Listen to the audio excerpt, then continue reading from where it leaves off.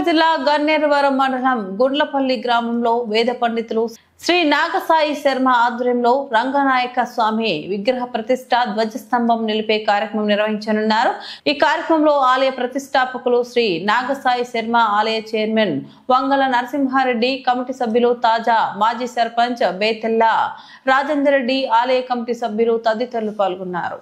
అనే గ్రామంలో రంగనాయక స్వామి వారు వందల సంవత్సరాలుగా ఇక్కడ పూజలు అందుకుంటూ ఊరి సుభిక్షాన్ని చూసుకుంటూ ఊరిని రక్షిస్తూ ఊరిలో ఎంత పెద్ద వర్షపాతాలు ప్రపంచంలో అంతటా పడ్డా ఈ ఊరిలో మాత్రము ఎప్పుడూ కూడా రాళ్ల వర్షము కానీ పంట నాశనం అవ్వటం కానీ ఏనాడు చూడలేదు ఈ ఊరివారు.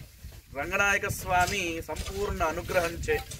అలాగే ఈరోజు స్వామివారు ఇంత అనుగ్రహాన్ని ఇంత వైభవంగా ఉన్నందున ఈ దేవాలయాన్ని అభివృద్ధి చెయ్యాలని ఈ దేవాలయ అభివృద్ధి కమిటీ, అలాగే ఈ కమిటీ చైర్మన్ గారు మన వంగల నరసింహారెడ్డి గారు, అలాగే గౌరవ అధ్యక్షులు బేతల్ల రాజేందర్ రెడ్డి గారు, వీరంతా కమిటీ సభ్యులు అందరూ కలిసి ఊరు వారంతా సహకారముతో ఎంతో మంది సహాయ సహకారాలతో ఈరోజు దేవాలయాన్ని శాస్త్రయుక్తముగా అందంగా సుందరంగా యాగశాలతో పాటుగా నవగ్రహాలతో పాటుగా ఉపదేవాలయంలో ఉన్నటువంటి పంచముఖ ఆంజనేయ స్వామితో పాటుగా రంగనాయక స్వామి వారి విగ్రహంతో ధ్వజస్తంభము ఇవన్నీ కూడా ఎంతో విశేషంగా శాస్త్రయోక్తముగా ఆగమ శాస్త్ర విధిలో ఏ విధంగా ఉండాలో ఆ విధానాన్ని పాటిస్తూ ఇంతవరకు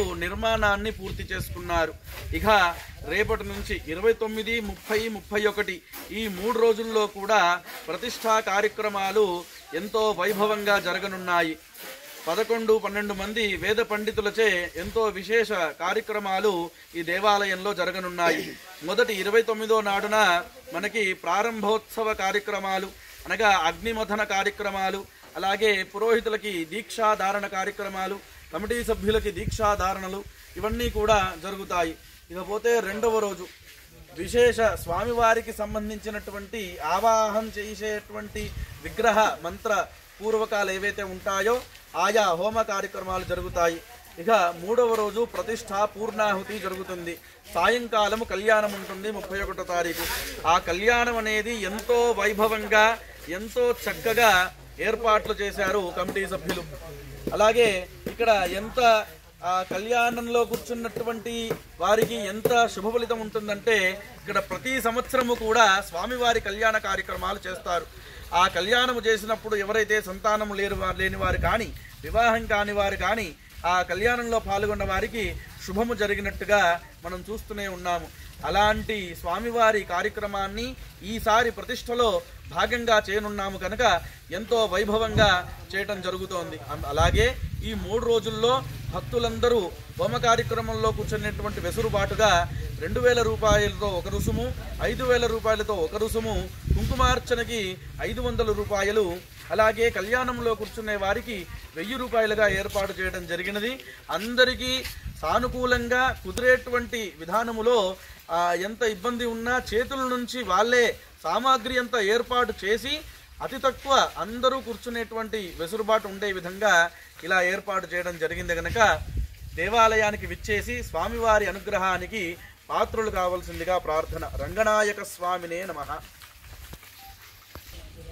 ఈ రంగనాయకుల స్వామి అనేది ఈ ఊరు పేరే రంగనాయకుల పల్లె ఫస్ట్. అదొకటి మా తాతలు ముత్తాతలు వాళ్ళు ఎవరు కట్టిరో పుణ్యాత్ములు. అది చిన్నగా ఉండే ప్రతి సంవత్సరం కళ్యాణం జరిగే రోజున వర్షం పడుతుంది. మాకు తెలిసినప్పటికీ మాకంటే ముందు వాళ్ళు కూడా మా విలేజ్లో రాళ్ళ వర్షం అనేది పడది. మాకు పంట నష్టం ఏమాత్రం లేదు. ఆ దేవుని దయ వలన కృప వలన మేము మా ఊరు ప్రజలు మేము అందరం కలిసి ఒక నిర్ణయం తీసుకొని టెంపుల్ పూర్తి చేయడం జరిగింది. మాకు చందాలు ఇచ్చేవాళ్ళు అందరూ సహకరించారు. బాగున్నది. ఇంకోటి పాత కరీంనగర్ జిల్లాలో ఈ రంగనాయకుల స్వామి టెంపుల్ అనేటి ఒక 2 ఉన్నాయి. ఒకటి నీరుకుల్ల, రెండోది మాది గుండ్లపల్లె, రంగనాయకులపల్లె ప్లస్ గుండ్లపల్లె.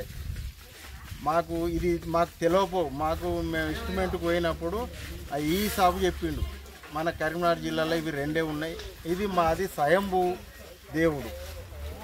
దానికి ఇక డెవలప్మెంట్ చేసి ఇవన్నీ అందరి సహకారంతో డెవలప్మెంట్ అయింది.